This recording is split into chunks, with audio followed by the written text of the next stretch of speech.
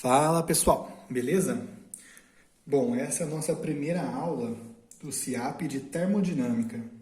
O meu nome é Flávio e sou eu que sou responsável por esse curso do CIAP na segunda temporada. E por ser a primeira aula, geralmente a gente conversa um pouco, explica como que vai ser o curso, como que as coisas vão ser expostas, como que as coisas vão ser cobradas. É sempre assim, né? A primeira aula é tudo combinado.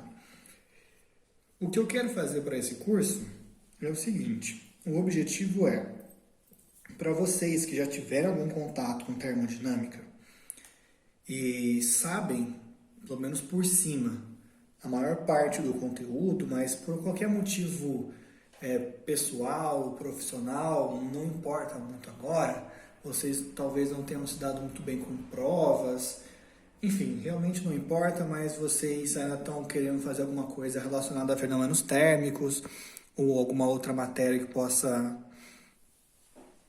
ter uma intersecção com esse conteúdo, e vocês querem fazer agora para tirar alguma vantagem ou por qualquer outro motivo de vocês também. Eu já estou pressupondo que a maior parte do que eu vou mostrar aqui vocês já sabem, então eu não vou passar a teoria como eu estava passando em aula em fenômenos térmicos. Uma teoria mais pesada, mais robusta, com mais detalhes. Agora eu vou passar um pouco por cima, porque eu já sei que vocês conhecem esses fenômenos, vocês já entendem as leis, e eu vou focar um pouco mais nas aplicações. Então, como é que vai funcionar? Como você já sabe a matéria, eu não vou ficar passando o beabá. Eu vou passar a teoria também para, caso alguém não saiba um detalhe ou outro, eu conseguir passar essas nuances para vocês. Mas o principal é vocês fazerem os exercícios que eu vou propor. Esses exercícios vão estar lá no Google Sala de Aula. Vocês já devem ter esse link, né, já que vocês estão vendo esse vídeo. E aí vocês vão fazer o exercício e vão mandar para mim as dúvidas. Eu vou criar um espaço lá também. Espero já ter criado quando vocês assistirem a esse vídeo. E nesse espaço, vocês vão mandar as dúvidas, porque umas 2 ou 3 vezes na semana, tudo bem que são 2 semanas só, então não é uma coisa que dá para dizer que é regular, eu vou pegar essas dúvidas e vou resolver. Eu gostaria de conseguir resolver essas dúvidas em live. Se a gente pudesse fazer uma live e vocês me perguntam ali, eu respondo na lata. Eu não sei fazer esse exercício, eu faço ali mostrando, mas eu tenho dificuldades muito grandes em fazer live por vários motivos. Desde onde eu moro em frente ao SAMU, então várias vezes no dia a ambulância sai, ela sempre sai com uma lanterna, com a sirene ligada e volta assim também.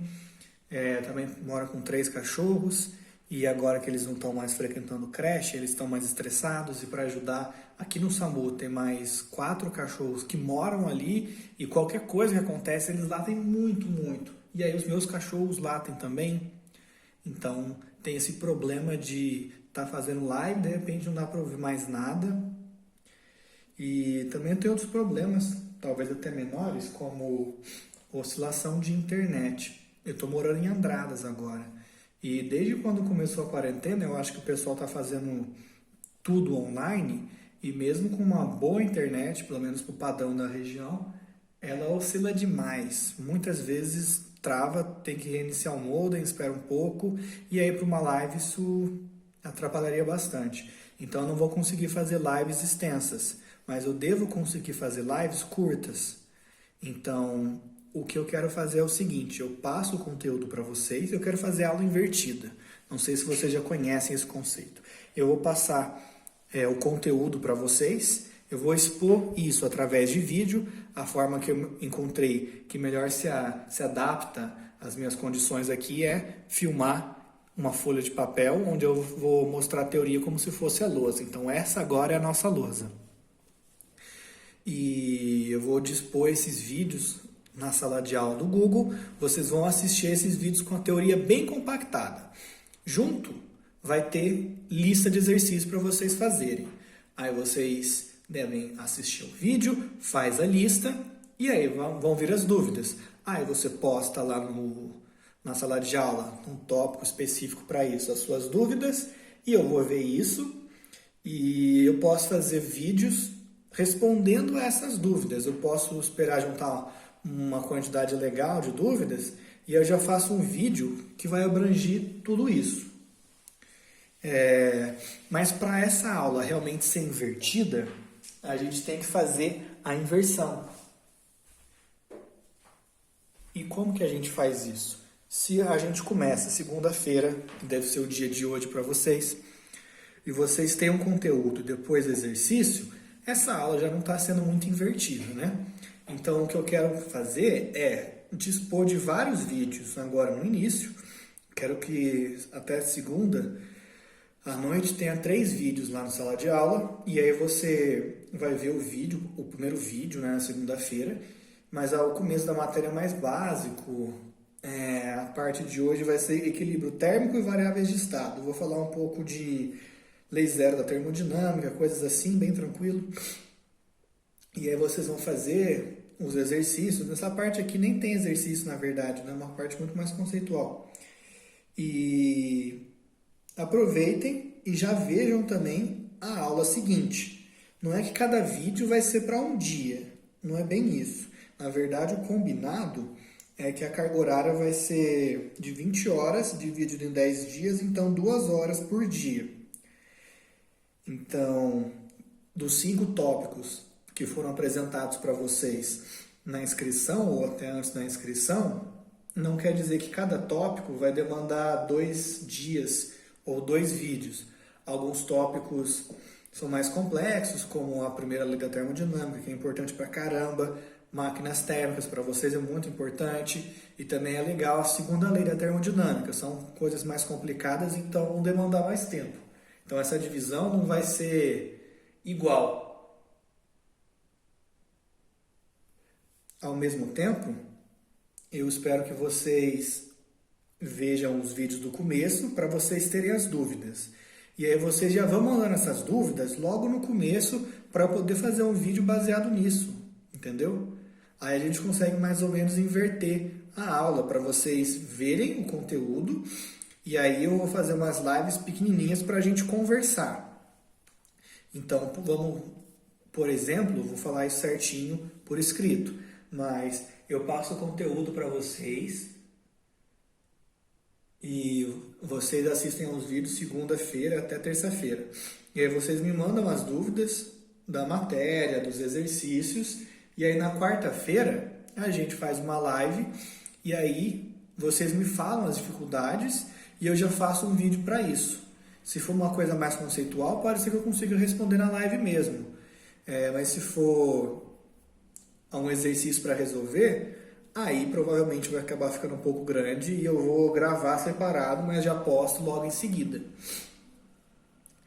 Então eu vou dispor o material e aí vocês vão ver a parte e aí umas 2, 3 vezes na semana vocês me vão passar as dúvidas e eu respondo. Então a gente está tentando inverter. Vocês estão vendo a matéria, o conceito, os exercícios e me passando as dúvidas para eu responder isso. A gente vai tentar lidar o curso dessa forma, tá bom? Outras informações eu vou passar por escrito. Então, basicamente no começo os comunicados são esses. Vou passar várias listas de exercício e vocês vão passando as dúvidas, tá bom? Então, para começar a aula de hoje, uma coisa que eu acho legal também é ter uma musiquinha de fundo, uma trilha sonora. Então, para hoje, eu escolhi o Ulisses Rocha, um dos maiores violonistas do Brasil, tocando as músicas do seu CD no Sesc. Espero que vocês gostem. E a aula de hoje, né, sobre equilíbrio térmico e variáveis de estado. Se por algum motivo a música atrapalhar vocês ou qualquer coisa assim, vocês não gostarem, vocês podem me falar que nas próximas eu tiro isso. Tem algumas vozes aí também, mas rapidão a pessoa para de falar e aí já vai ficar mais legal. Essa música chama Fim de Tarde. Bom, a termodinâmica a gente sempre vê depois de ver mecânica. Mecânica clássica, fenômenos mecânicos, física 1, tantas palavras para a mesma coisa. E as leis da mecânica são regidas pelas leis de Newton. A gente consegue pegar uma partícula e, se você conhecer todos os vetores de força que atuam sobre ela, você consegue escrever suas equações de movimento, dadas as condições iniciais, você consegue prever onde a partícula vai estar, com qual velocidade ela vai estar. Tudo isso é muito bem determinado. A mecânica clássica, ela é determinística nesse sentido. Se você conhece as condições iniciais, nós conhecemos as leis que regem essa mecânica, a gente vai saber como que a partícula vai estar em qualquer instante de tempo. No entanto, se a gente quisesse fazer a mesma coisa para um objeto de estudo diferente, o que eu quero dizer é o seguinte: mecânica clássica.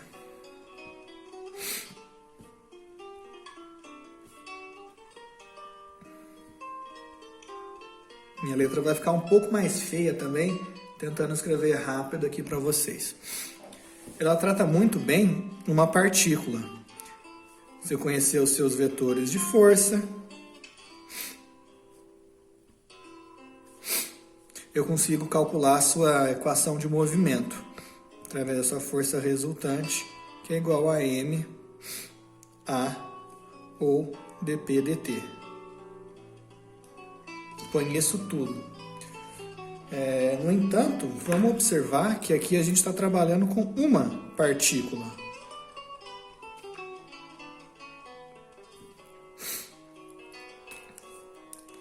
E se eu tivesse um número muito grande de partículas, como por exemplo, seja um gás,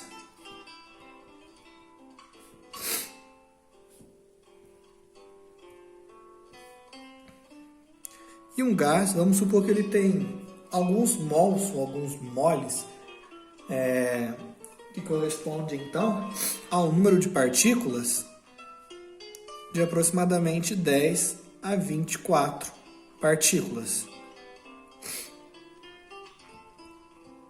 Vamos supor ainda que eu conheça todas as forças que atuam em cada uma dessas partículas. Se cada partícula tem 3 dimensões, né? Isso equivale a dizer que nós temos 3n equações para resolver. Cada partícula, ela vai ter então... Peraí que eu tô com uma rinite complicada aqui, gente. Tem 3 dimensões. Então nós temos 3n equações de movimento para a gente resolver. Ou seja, 3 vezes 10 a 24 equações para resolver, muitas vezes na mão. Isso é completamente inviável. Então, a gente não vai considerar essas 3 dimensões, ou como a gente muitas vezes fala, 3 graus de liberdade. Ele fala de alguns maracatus, a coisa rítmica está muito presente nesse trabalho. Então, o que a gente vai fazer é mudar a nossa abordagem. A gente vê que para alguns objetos de estudo, como um gás, por exemplo, mas também é válido para um líquido. Não adianta a gente querer resolver através da mecânica clássica, que a gente já conhece bonitinha, porque é muita partícula, é muita equação para resolver. Então a gente tem que olhar de uma forma diferente. Então o que a gente vai fazer agora é considerar esse gás um sistema termodinâmico. Consideramos um gás um sistema. Vai caber ali? Acho que cabe. Termodinâmico. E o que isso quer dizer? A gente vai associar a esse sistema termodinâmico poucos parâmetros, mas que eles consigam como um todo caracterizar o nosso objeto de estudo. E quais são esses parâmetros?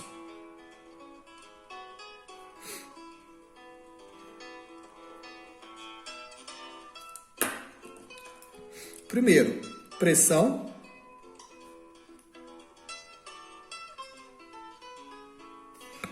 Segundo, volume. E terceiro, temperatura. Pelo menos por enquanto. Então a gente vai deixar de falar em posição, em momento, velocidade de cada partícula do gás e a gente vai focar em falar nesses três caras aqui, essas três grandezas termodinâmicas: pressão, volume e temperatura. E por que isso é interessante? Porque todas essas grandezas aqui, elas são macroscópicas, elas têm a ver com o coletivo. Então, a gente não vai estar interessado no volume de uma partícula, a gente ia estar indo já para uma área mais complicada, tá estudando um átomo ali, a molécula, e não é isso que a gente quer. A gente quer saber do coletivo, como que esse objeto de estudo se comporta como um todo, e não como cada molécula do gás se comporta agora. Na verdade, a gente consegue usar as leis de Newton para a partícula de um gás do ponto de vista estatístico, que é o que a gente vai ver em teoria cinética dos gases. Mas não é esse o escopo agora. Até porque a abordagem lá é bem diferente do que a gente tem em mecânica clássica convencional. Então a gente está mexendo agora com três grandezas. Essas grandezas caracterizam o estado do nosso objeto de estudo, nosso sistema termodinâmico, e elas têm a ver com o coletivo. Então a gente vai identificar, como se fosse já um spoiler, que a pressão está associada à transferência média do momento linear. Então, eu vou colocar aqui uma transferência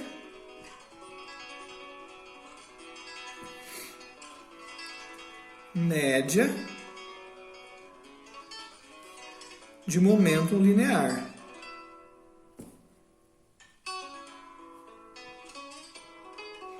Peço de novo desculpas pela letra.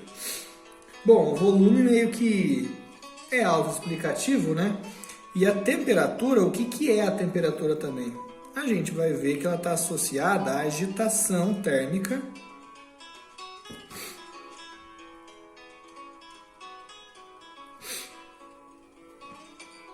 cinética média também. Então a palavra média aparece bastante, porque a gente não vai estar olhando simplesmente para uma partícula desse sistema termodinâmico, assim, como que ele se comporta como um todo. E aí a gente vai usar argumentos que tem a ver com média, tá bom? Então essas variáveis elas vão ter sentido quando um número grande de partículas compõe o nosso sistema termodinâmico. É uma descrição, portanto, macroscópica, diferente de que a gente usar a lei de Newton, F igual a dp dt, para cada partícula microscópica, tá bom? E através dessas três variáveis de estado, a gente consegue definir como que ele se comporta. Elas fazem um papel, elas cumprem um papel de todas essas 3N equações, 3N graus de liberdade, que o nosso sistema termodinâmico como um todo tem. Beleza? Então, um pouco sobre variáveis de estado, né? A gente vai começar a descrever o nosso estado como um conjunto que você conhece essas três variáveis, P, V e T. Agora, sobre equilíbrio térmico.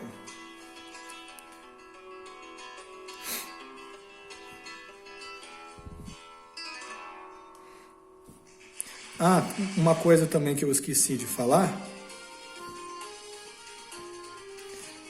é que, como vocês vão ter a carga horária de 2 horas por dia... Peraí. Esse é um momento novo e que eu pretendo divulgar. 2 horas por dia. Eu quero tocar lá para frente. A partir desse momento, essas 2 horas devem ser distribuídas entre a aula, os vídeos que eu vou estar passando para vocês, E os exercícios. Então, não vou passar vídeo de 2 horas, porque aí, então, vocês deveriam bater o olho na lista e já fazer. E não é assim que funciona. Então, eu vou tentar fazer os vídeos curtos, de meia a 1 hora. Não quero nem chegar a 1 hora, na verdade, para vocês poderem usar esse tempo para fazer os exercícios e me passar. Pode ter um dia que vocês vão ter que trabalhar 3 horas? Pode, mas também pode ter dia que vocês vão trabalhar menos. O primeiro, por exemplo, vai ser um tempo um pouco menor. Lembrei disso e é algo que eu não tinha falado antes, né? Então tá. Equilíbrio térmico é lei zero. Lei zero da termodinâmica. Bom, primeiro, lei zero. Estranho, né? A gente tem a primeira lei de Newton, segunda lei de Newton, terceira lei de Newton. E a gente tem lei zero da termodinâmica. Mas isso não é à toa. É porque depois de postulada a primeira e a segunda lei, pensaram, poxa, mas existe uma coisa muito mais fundamental que é necessária para a gente fazer a termodinâmica como a gente fez e é muito mais básico do que a primeira e a segunda lei. A gente tem que postular isso como uma lei também. Mas e agora? A primeira e a segunda lei já pegaram o nome. A gente sabe que a primeira lei está associada à conservação de energia e a segunda com entropia, por exemplo. A gente não pode falar, não, agora essa aqui é a primeira lei, aí a primeira virou a segunda virou a terceira. Não dá para fazer isso. Aí pensaram, pô, antes do 1 vem o 0, né? Então, é tu que tem, vai tu mesmo. E aí postularam a lei zero. E aí ela tem tudo a ver com o equilíbrio térmico. Bom, então eu vou explicar os dois meio que paralelamente aqui. E é o seguinte, como é que a gente sabe que um sistema ele está em equilíbrio térmico? Como eu falei para vocês, agora a gente vai caracterizamos é com Z, porque característica não tem o S ali. Caracterizamos um sistema termodinâmico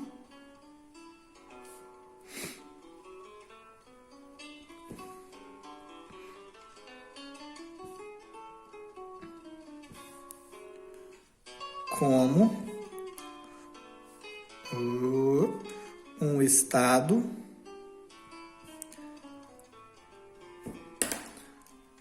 das variáveis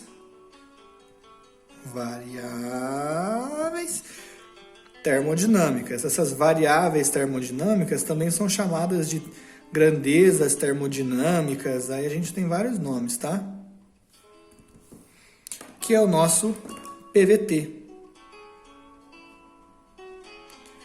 Então, se a gente conhece PVT, a gente conhece tudo que a gente precisa sobre esse sistema termodinâmico. Mais para frente, a gente vai ver equação de estado. E a gente vai ver que, tipicamente, se você conhecer um par desses três, você conhece o terceiro. Através de P e V, você calcula T. Através de P e T, você calcula V. E assim, ciclicamente. Então, o que importa é o seguinte, para a gente definir o que é um equilíbrio térmico.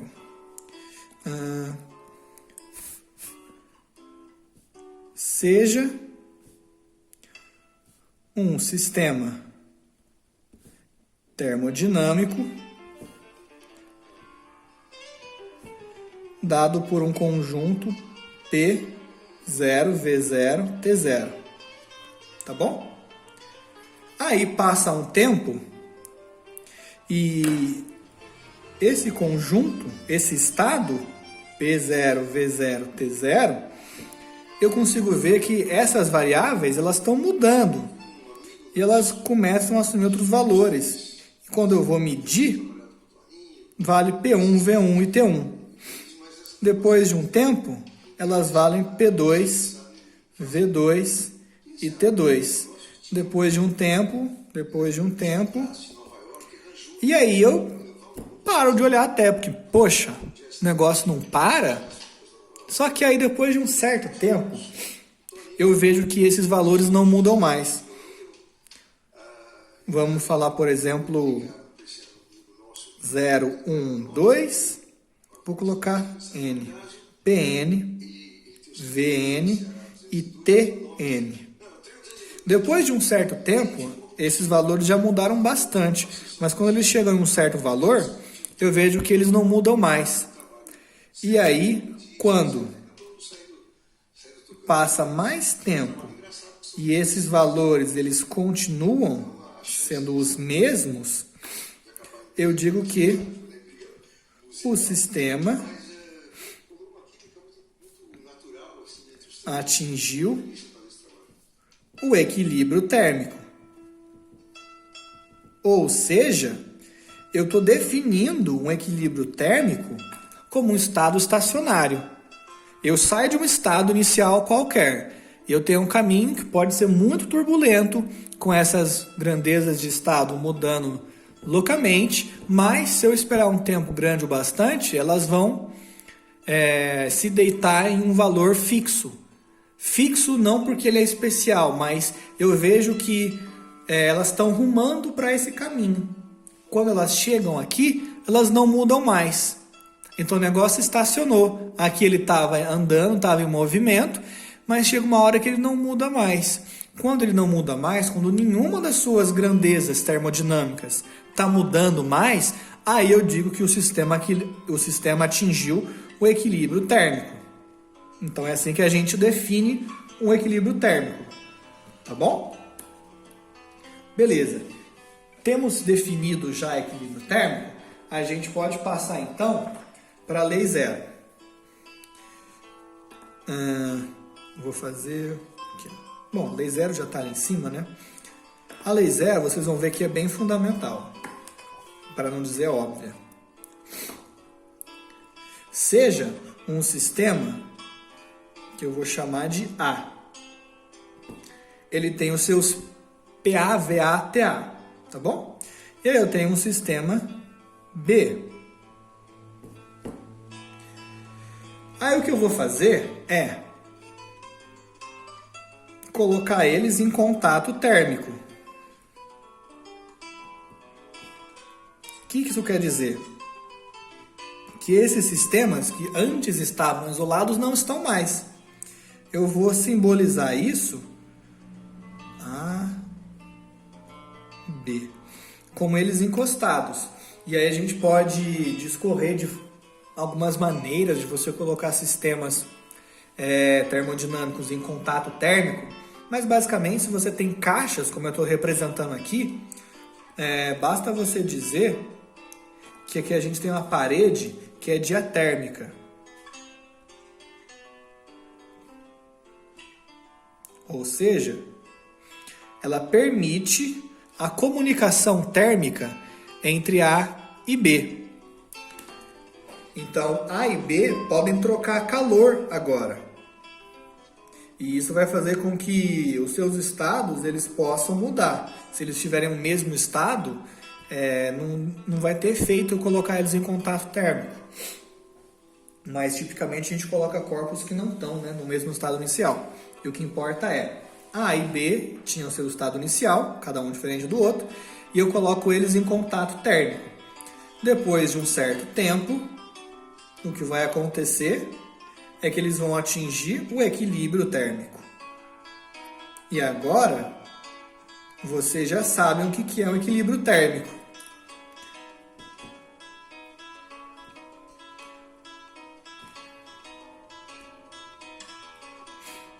Nesse contexto, eu quero dizer o seguinte: cada um tinha um PA, VA, TA, PA, VB, VB, TB no início. E tudo isso foi mudando por conta do contato térmico. No entanto, chegou uma hora que esses valores não estavam mais mudando. Eles estavam iguais para os dois. E aí, eu posso dizer que eles estão em equilíbrio térmico. Tudo bem? Essa é a experiência 1. Então vamos colocar aqui, vai de preto, 1. A experiência 2, tem uma luz ali, e eu vou jogar o papel para lá, sempre bato. A experiência 2, ela é semelhante, mas agora a gente vai inserir um terceiro corpo. Eu tinha o corpo A e o corpo B. Agora eu também tenho um corpo C. E o que eu vou fazer é colocar de novo contato térmico, mas dessa forma.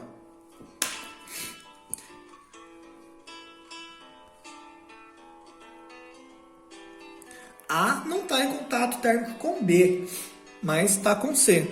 E o B também não está, né, em contato térmico com A, mas ele também está com C. Então o que acontece é A e C entram em equilíbrio térmico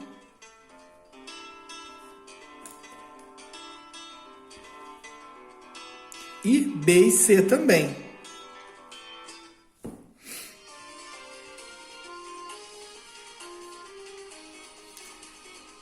Equilíbrio térmico. E o que a lei zero diz é: se A está em equilíbrio térmico com C e C está em equilíbrio térmico com B, então A e B também estão em equilíbrio térmico. Que é o que faz sentido, né, gente? Afinal de contas, você está agindo aqui como se fosse um comunicador entre A e B. A e B não estão conectados, não estão em contato térmico direto. Mas através de C, eles conseguem também trocar calor.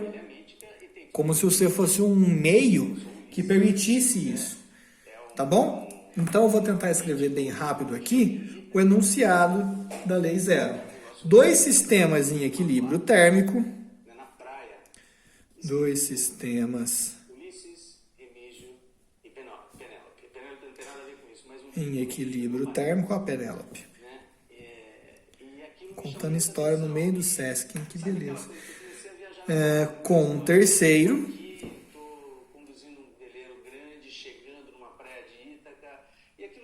Meu Deus, foi para Ítaca agora. Foi lá para Grécia.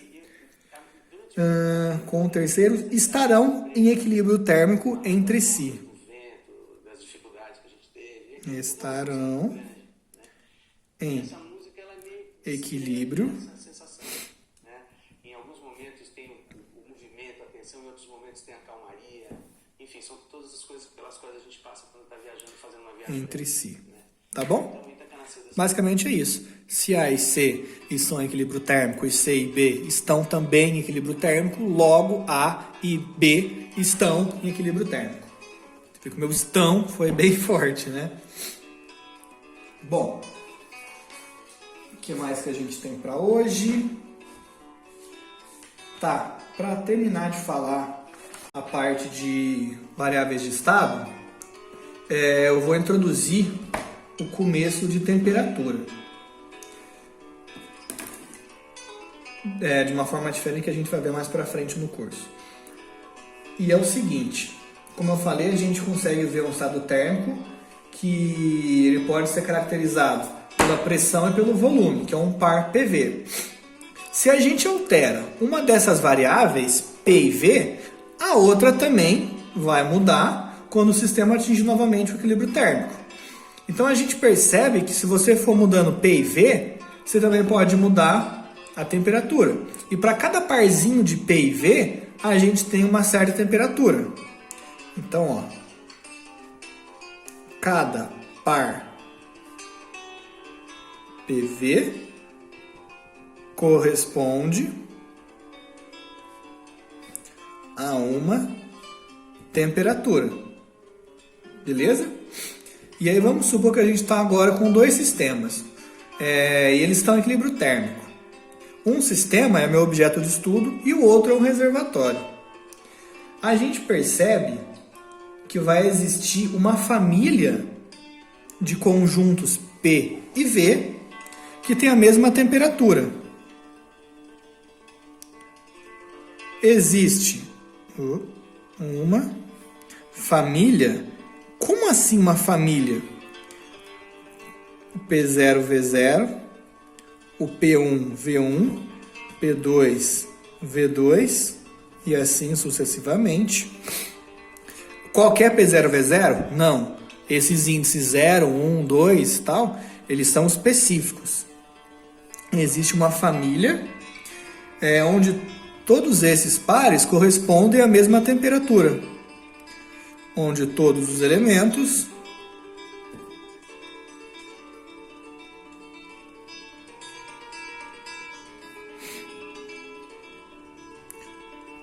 correspondem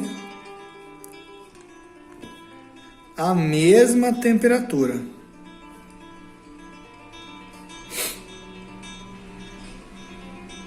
Vou tomar uma água, peraí. Minha garganta é uma puxada aqui.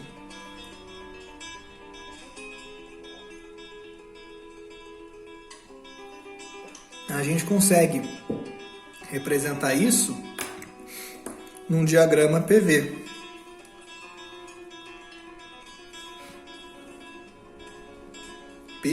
P feio, PV. Aqui eu tenho, por exemplo, P0, V0. Aí aqui eu tenho P1, V1. Aí aqui eu tenho P2, V2.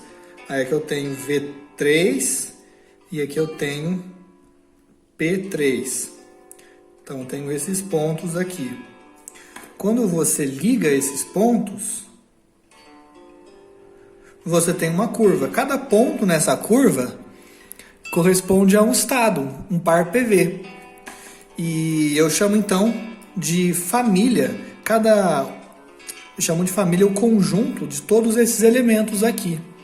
Então essa aqui é a minha família. Só que aí a gente dá um nome específico para essa família. A gente chama ela de isoterma. Por quê? Porque a gente tem a mesma temperatura para todos esses pontos. Aqui o prefixo iso quer dizer de igual. Isoterma, mesma temperatura. Então não importa qual seja o par PV dentro dessa família, a mesma temperatura. E aí a gente pode falar que é T1, por exemplo. Não sei. E aí existe uma outra família, que é uma outra temperatura T2, uma outra família que é a temperatura T3, e assim sucessivamente, tá bom? E isso permite então que a gente busque uma equação que relacione e calcular essas grandezas. Já que eu tenho uma família de isotermas, eu posso descrevê-las como uma função, ou seja, fazer em preto mesmo. Existe uma função de P e V que me fornece o valor correspondente ali, que é a temperatura. Aqui não tem nada não, tá? Então, por exemplo, se eu pegar a isoterma 1, essa aqui com os pontos pretos, mas em azul, né? Deve ter feito com a mesma cor. Então, para todos os pares, os elementos dessa família aqui, eu vou ter a mesma temperatura. E é assim que a gente chama essa equação de equação de estado, porque ela vai relacionar o nosso par PV com a temperatura. Qual que é a equação de estado mais conhecida que vocês conhecem? A do gás ideal. No gás ideal, vocês têm que PV dividido por NR é igual a T. Simplesmente aqui nessa equação a gente isolou a temperatura. Então é uma função de P e de V que fornece para a gente a temperatura. Beleza? Existem outras equações de estado, como de gases reais, por exemplo, o gás de Van der Waals, e aí tem umas correções em P e em V. E o que importa aqui é a gente entender que eu tenho um sistema termodinâmico, ele é caracterizado pelas suas variáveis de estado.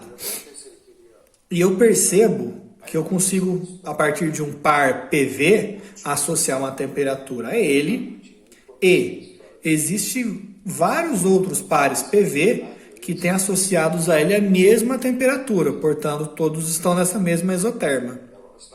E aí, então, eu consigo escrever uma equação matemática de função de P e de V, cujo resultado seja T. E aí, como que eu vou desenvolver essa equação? É uma outra questão. E essa equação passa a chamar equação de estado, porque ela justamente relaciona as nossas variáveis de estado. Tá bom? Bom, como eu costumo dizer, por isso é hoje. E na próxima aula, no próximo vídeo, a gente vai ver um pouco mais sobre temperatura. Essa definição que eu passei para vocês, ela está mais associada com temperatura empírica, para quem quiser se aprofundar. Como o objetivo aqui do CIAP não é se aprofundar, eu vou parar por aqui. E na próxima aula eu vou mostrar para vocês como que a gente define escalas de temperatura. A gente tem que ter 2 pontos e a partir deles a gente faz umas suposições e chega lá no modelo. Bom, eu vou explicar na próxima aula. E como eu disse, eu ainda vou montar uma lista de exercícios, mas eu acho que para essa parte aqui ou não vai ter ou vai ser muito curto. Então já vou fazer agora mesmo o próximo vídeo da parte de temperatura e termômetro. E como eu falei no começo do vídeo, vocês vão assistir às videoaulas, vão fazer as listas, mandar as dúvidas para mim, porque aí eu vou fazer as próximas aulas baseado nessas dúvidas. Vou sempre estar entregando material para vocês, mas tentando fazer isso adiantado, para vocês poderem me falar via não sei se é chat que eu vou criar lá no Classroom, ou lives curtas que a gente combinou horário, dia, tudo certinho, para vocês me passarem as dúvidas para eu responder as dúvidas de vocês. Também não adianta eu passar 32 mil exercícios ao longo dessas 2 semanas e nenhum deles aborda a dúvida que vocês tinham, as dúvidas que vocês tinham, e aí vocês saem do curso e não sanaram essas dúvidas que vocês tinham antes. Isso seria um absurdo. Então, bom, já está com mais de 40 minutos essa aula aqui. E até mais então, até a próxima. Abraço!